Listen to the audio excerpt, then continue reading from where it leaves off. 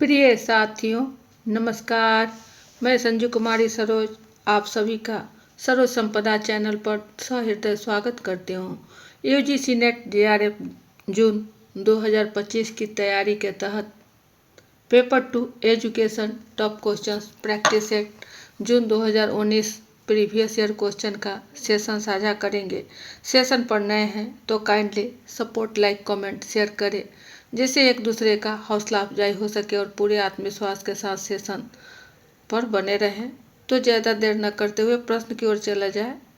प्रश्न है 1 नंबर पर, ड्रीम, डिस्कवर, डिजाइन और डिलीवर का 4D मॉडल अध्यापक शिक्षा के निम्नलिखित में से किस मॉडल के लिए सबसे उपयुक्त होगा? ए, संप्रत्यय संप्राप्ति मॉडल, बी, सक्षमता आधारित मॉडल, सी, परीक्षा उन्मुख अध्यापक शिक्षा मॉडल, डी, न्यायशास्त्रीय मॉडल।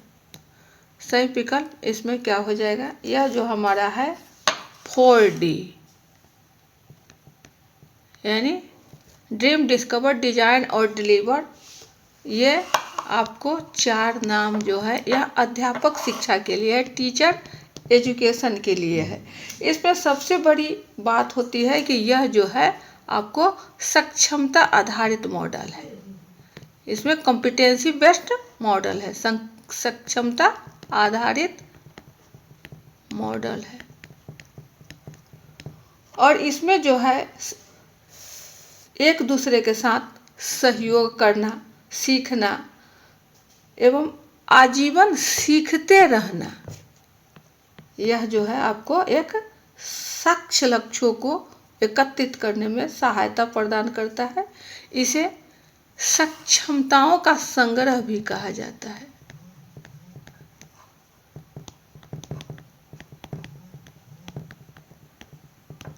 इस प्रकार ऑप्शन हमारा क्या होगा? बी हो जाएगा।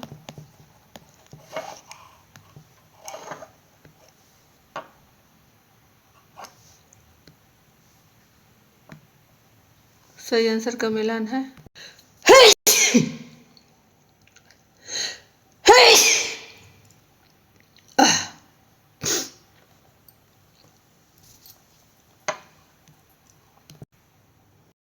यह है आपका सही आंसर। क्षमता परीक्षण जो है यही हमारा कार्य कुशलता में विशिष्टता,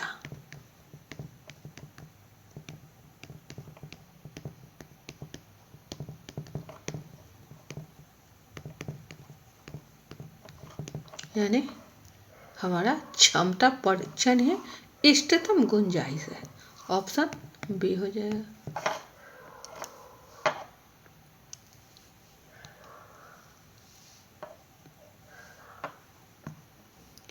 चौथे नंबर पर, रचनावादी उपागम में अनुदेशनात्मक अविकल्प के अंतर्गत निम्नलिखित में से किन क्रियासूचक शब्दों पर बल दिया जाता है? ए, नियंत्रण, अवलोकन और माप, बी, अन्वेषण, परीक्षा और व्याख्या, सी, संग्रहण, विश्लेषण और पूर्वानुमान, डी, वर्णन, प्रदर्शन और विकास।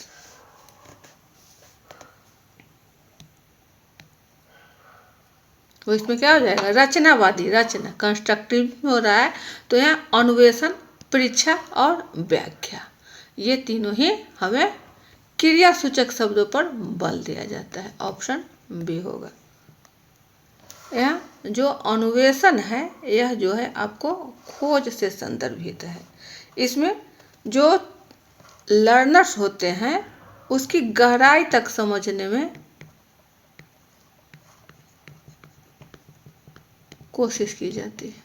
अन्वेषण के अंतर्गत परीक्षा, यह जो है जो हमारा लर्नर है वह सीखने की प्रक्रिया में कहाँ तक वह रुचिबद्ध है, वह बालक की खोज करता है, अन्वेषण करता है। और अंत में है आपका व्याख्या। इसमें उसके ज्ञान की व्याख्या, छात्र के जो उसके कौशल के सीखने का अवसर प्रदान करता है। ऑप्शन बी है सही आंसर का मिलान है।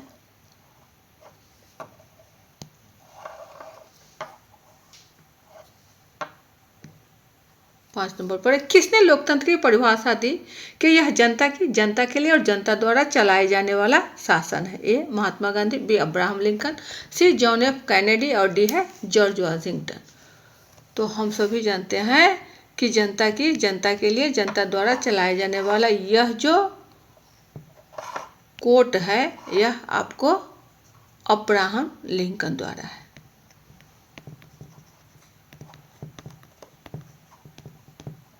यह लोकतंत्र जहाँ शासन, लोकतंत्र में जनता की भागीदारी, उसकी सत्ताधारी, उसका शासन, उसकी प्रगति, उसका लक्ष्य एकमात्र होता है। अब्राहम लिंकन ऑप्शन बी हो जाएगा।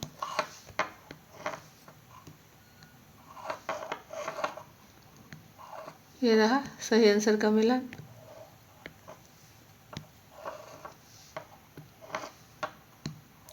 6 पर है निम्नलिखित में से कौन से कथन पाठ्यचर्या की अवधारणा की सही व्याख्या करते हैं? 1.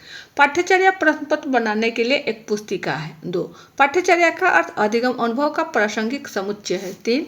पाठ्यचर्या शिक्षा के उद्देश्यों के अनुरूप होनी चाहिए। 4. पाठ्यचर्या प्रविधियों का एक नेटवर्क है। 5. पाठ्यचर्या का तात्पर्य क्रियान्वितकारी और मूल्यांकन परक रणनीतियों से है। 6. पाठ्यचर्या शिक्षकों और मूल्यांकनकर्ताओं के लिए मार्गदर्शक है। सही क्या होगा? सही व्याख्या कौन सा कर रहा है? शुरू से जो होगा हमारा, तो पाठ्यचर्या का अर्थ सबसे पहले अर्थ अधिगम अनुभव का प्रासंगिक समुच्चय है, यानी हमारा 2 हो रहा है। पाठ्यचर्या शिक्षा के उद्देश्यों के अनुरूप होनी चाहिए। 3.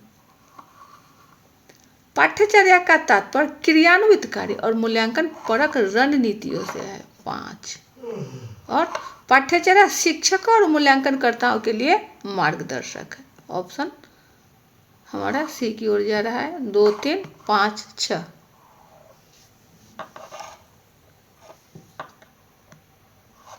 सही आंसर का मिलान है।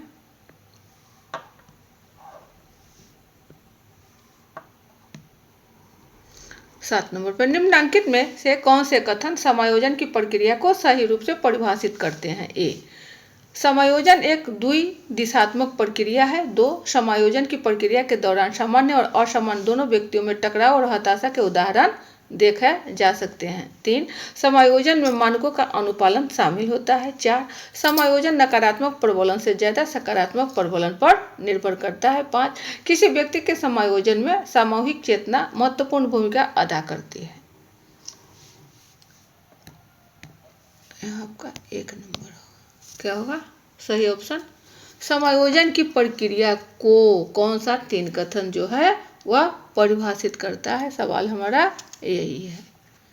तो समायोजन की प्रक्रिया के दौरान सामान्य और असामान्य दोनों व्यक्तियों में टकराव और हताशा के उदाहरण देखे जा सकते हैं। यह उपयुक्त नहीं है।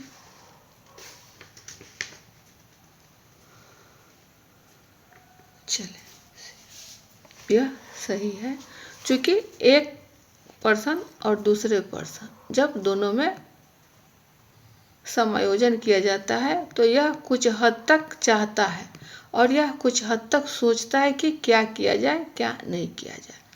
तो कहीं ना कहीं यह थोड़ी देर के लिए हताश भी हो रहा है और एक दूसरे के जो बातचीत है, जो वार्ता है, उसमें यह टकराहट भी हो रही है।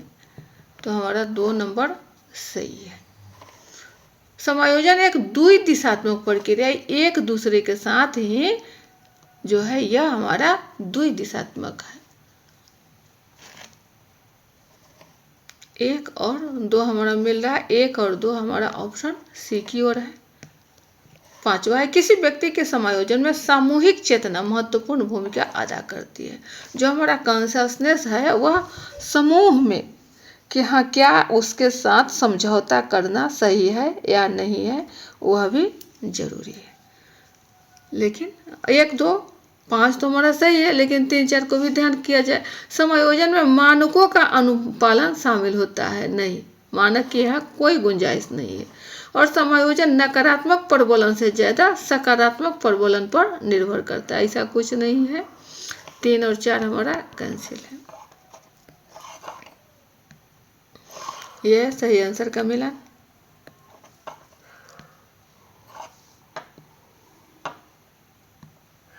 चलिए 8 पढ़े। किसी प्रभावी नेतृत्व के लिए निम्नलिखित में से कौन सा लक्षण समुच्चय सर्वाधिक उपयुक्त है? ए ज्ञान, दर्शन और संबंध। बी उपलब्धि, प्रेरणा, आत्मविश्वास और करिश्मा। सी संज्ञानात्मक योग्यता, भावनात्मक परिपक्वता और लोच। डी सृजनात्मकता, ईमानदारी और कार्य का ज्ञान। सीधा सा प्रश्न पूछा जा रहा है कि प्रभावी नेतृत्व के लिए सबसे उपयुक्त कौन सा हमारा होगा, प्रश्न यही है। तो इसके लिए क्या होगा? उपलब्धि, प्रेरणा, जो हमारा कार्य किया गया है नेताजी द्वारा, उसके उपलब्धि से उसे मोटिवेट करना है, और अपने आप में आत्मविश्वास और कुछ न कुछ करिश्मा करना पड़ता है ताकि हमारी बात को वह फॉलो कर सके, हमारा अनुयायी बन सके। ऑप्शन बी की ओर है।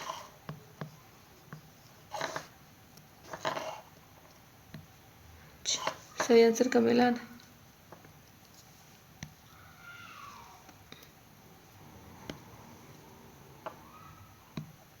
9 नंबर पर रचनावाद के 5 की अनुदेशनात्मक मॉडल को निम्नलिखित में से अधिगम के किस सैद्धांतिक आधार पर विकसित किया गया है? ए अधिगम कक्षा के घटनाक्रम से उभरता है। बी अवबोध की ज्ञान मानसीय संरचना की खोज के माध्यम से अधिगम घटित होता है। सी अधिगम कक्षा के सामाजिक भावनात्मक परिवेश पर आधारित होता है। डी अधिगम को शिक्षक और प्रेरणा के परिणाम स्वरूप व्यवहार में बदलाव के रूप में समझा जाता है।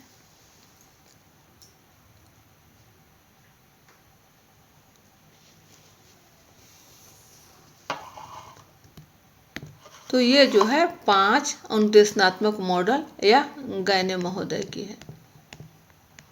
इन्होंने बतलाया कि जो भी सीखने वाला वातावरण में एक दूसरे से अंतःक्रिया करते हैं,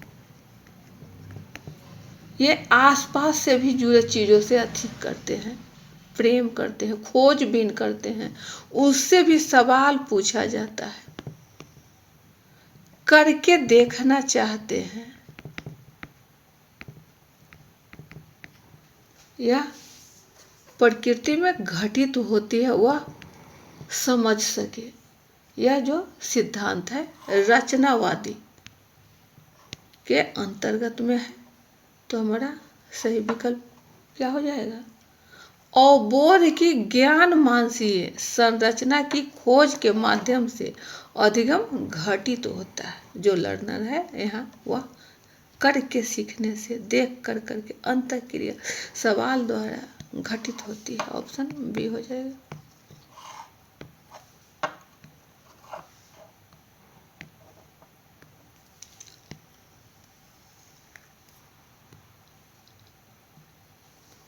दस पर है नियंत्रण विस्तृत के सिद्धांत के अनुसार किसी अध्यापक पर्यवेक्षक द्वारा कितने अध्यापकों का प्रभाव पर्यवेक्षक हो सकता है? ए असीमित शिक्षक, बी 4 से 6 शिक्षक, सी 6 से 10 शिक्षक, डी अधिकतम 15 शिक्षक। क्या होगा?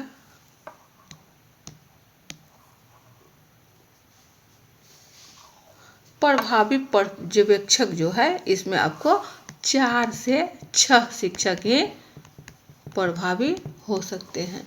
यहाँ नियंत्रण विस्तृत, इससे सीधा सा है कि संगठन में कार्यकुशलता,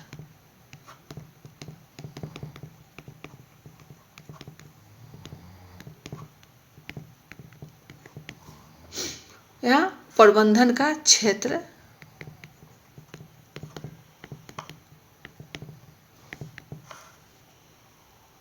या इसे सत्ता का क्षेत्र भी कहा जाता है। ऑप्शन बी की ओर है।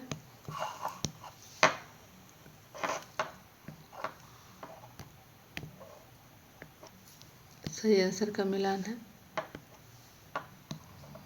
चलो 11 नंबर पर निम्नलिखित कथन में से वैज्ञानिक विधि के सोपानों की मुख्य विशेषताओं को पहचानिए। 1 समस्या की पहचान करना और उसे परिभाषित करना। 2 समग्र प्रतिचयन प्रक्रिया को परिभाषित करना। 3 किसी प्रतिदर्श का चयन। 4 परिकल्पना निर्माण। 5 पदार्थ को एकत्र करना और उन्हें व्यवस्थित करना और उनका विश्लेषण। 6 प्रदत्त विश्लेषण के लिए परिप्रेक्ष्य नियत करना। 7 निष्कर्ष प्रतिपादन। 8 परिकल्पना का सत्यापन, उसे अस्वीकृत करना अथवा उसमें अशोधन करना। क्या हो जाएगा? चले, तो सबसे पहले जो हमारा वैज्ञानिक विधि है उसको कह रहा है सोपानिक, यानी क्रम से, स्टेप बाय स्टेप पूछ रहा है और उसमें उसकी विशेषता को कहा। तो समस्या की सबसे पहले पहचान करेंगे और उसे परिभाषित करेंगे। 1 नंबर हमारा सबसे पहले होगा, तो A कैंसिल, C कैंसिल। अब देखा जाए 2 होगा या 4 होगा, यही ना है ऑप्शन। तो समग्र और प्रतिचयन, यहाँ समग्र माने जनसंख्या और प्रतिचयन मतलब सैंपल, उसको परिभाषित करना, यहाँ अभी इसकी जरूरत नहीं है। चल, अब कौन होगा? किसी प्रतिदर्श का चयन, तो प्रतिदर्श यही है या प्रतिचयन। परिकल्पना निर्माण, ये इसके बाद होता है। आपको जहाँ समस्या की पहचान हो गई, टॉपिक्स हमारा मिल गया, तब हमें क्या होता है? हाइपोथेसिस। 1 के बाद 4, यानी 1 के बाद 4 है, 2 नहीं है, तो ऑप्शन हमारा बी हो जाएगा। ऐसे भी इसका एक छोटा सा निमोनिक है, PhDCAG। यह सिलेक्शन ऑफ प्रॉब्लम, हाइपोथेसिस, यह है आपको डिजाइन ऑफ डाटा, यह है कंक्लूजन और है एनालिसिस और यह है जनरलाइजेशन। ये आपका छोटा सा 6 में पूरा समाहित है वैज्ञानिक विधि। सही आंसर का मिलान है।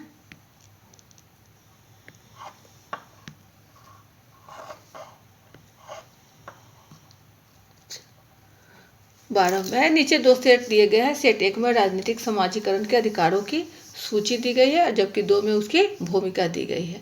1 है अभिकारक के रूप में परिवार। B समकक्षी समूह। 3 उन मूल्यों को शाश्वत बनता है जो प्राधिकरण के पक्ष में होते हैं। 4 जनसंचार माध्यम। D है जनसंचार माध्यम।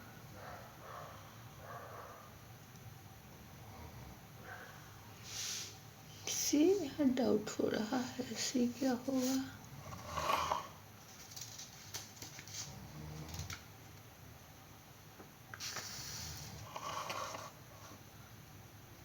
ए है परिवार और बी है विद्यालय।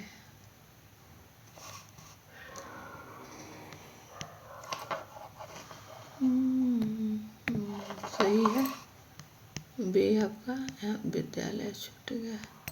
और सी है समकक्षी समूह, ठीक है। डी जनसंचार माध्यम। चलिए, ऑप्शन भी हमारा पता हो गया। सी हो रहा है A3, यानी परिवार जो है उन मूल्यों को शाश्वत बनता है जो प्राधिकरण के पक्ष में होते हैं। सही है, A3। B1 यानी विद्यालय, लोकतांत्रिक प्रक्रिया समझने के लिए अवसर। सही है, B1। C4 जनसंचार माध्यम, किशोरों की जीवन शैली और उनके दृष्टिकोण विकास को प्रभावित करना है, जहाँ C4 हो जाएगा। डी क्या कह रहा है? A रहा समकक्षी समूह। समकक्षी में किशोरों का है जीवन शैली, और जनसंचार माध्यम जो है ये आपका हो जाएगा राजनीतिक मूल्य एवं आस्थाओं को आकार प्रदान करना का साधन। ये जनसंचार। डी का 2 है, ऑप्शन सी है।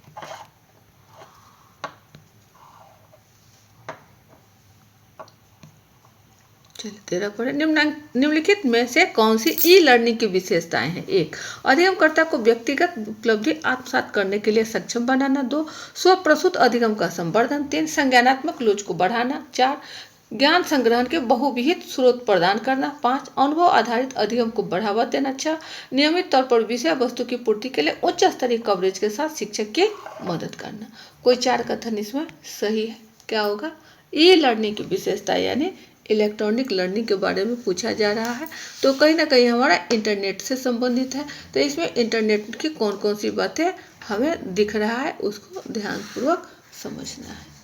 चलिए, क्या कर रहा है? 1 नंबर पर कर रहा है कि अधिगमकर्ता को व्यक्तिगत उपलब्धि आत्मसात करने के लिए सक्षम बनाना। आत्मसात एकदम जरूरी है, उसमें भी 1 नंबर। 1 हमारा सही है, एक ही ऑप्शन में है, डी है, सही हो जाएगा डी। 1 के बाद 2 है स्व प्रसूत अधिगम का संवर्धन, स्व मन खुद से करना। संज्ञानात्मक लोच, ये 3 हमारा नहीं है। 4 ज्ञान संग्रह के बहुविहित, ये भी सही है। और अनुभव आधारित को अधिगम को बढ़ावा देना, अनुभव नहीं, यहाँ लर्निंग से है। तो नियमित तौर पर विषय वस्तु की पूर्ति के लिए उच्च स्तरीय कवरेज के साथ शिक्षक की भी मदद करना। 6 भी हमारा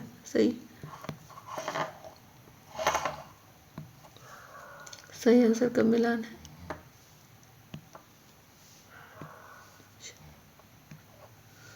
चौदह में, यदि कोई अध्यापक स्वयं के द्वारा आयोजित चर्चा सत्र में किसी प्रस्तुति का आयोजन और पुनः आयोजन करता है तो इसे शिक्षण कार्य के किस अवस्था से जोड़ा जाएगा? ए पूर्व सक्रिय तैयारी की अवस्था, बी पूर्व सक्रिय योजना निर्माण की अवस्था, सी अंतः क्रियात्मक अवस्था और डी है पश्च सक्रिय अवस्था। क्या होगा?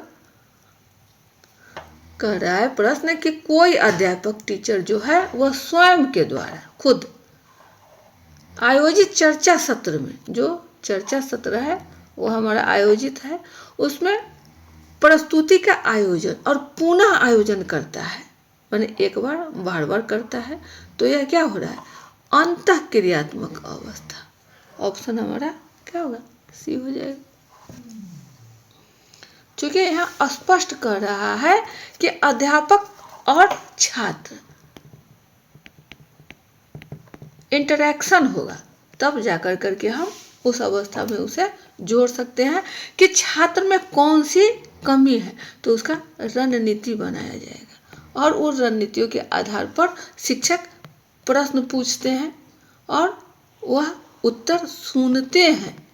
और स्वयं के द्वारा चर्चा सत्र में यह जो आयोजन होता है उस कार्य की अंतःक्रियात्मक अवस्था माना जाता है। ऑप्शन सी।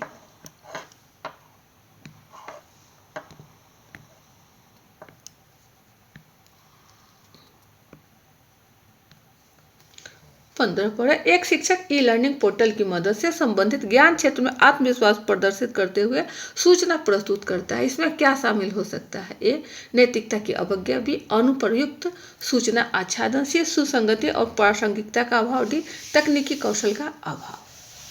क्या होगा? ई लर्निंग पोर्टल की मदद से एक शिक्षक है जो क्या अंतःक्रियात्मक अवस्था, आत्मविश्वास प्रदर्शित करते हुए सूचना, आत्मविश्वास प्रदर्शित करते हुए सूचना प्रस्तुत करता है। इसमें क्या शामिल हो सकता है? तो जो हमारा मोरल है, जो हमारा इथिक्स है, वो कहीं ना कहीं पालन नहीं हो रहा है। आत्मविश्वास सिर्फ अपने आप के लिए, नैतिकता की अवज्ञा।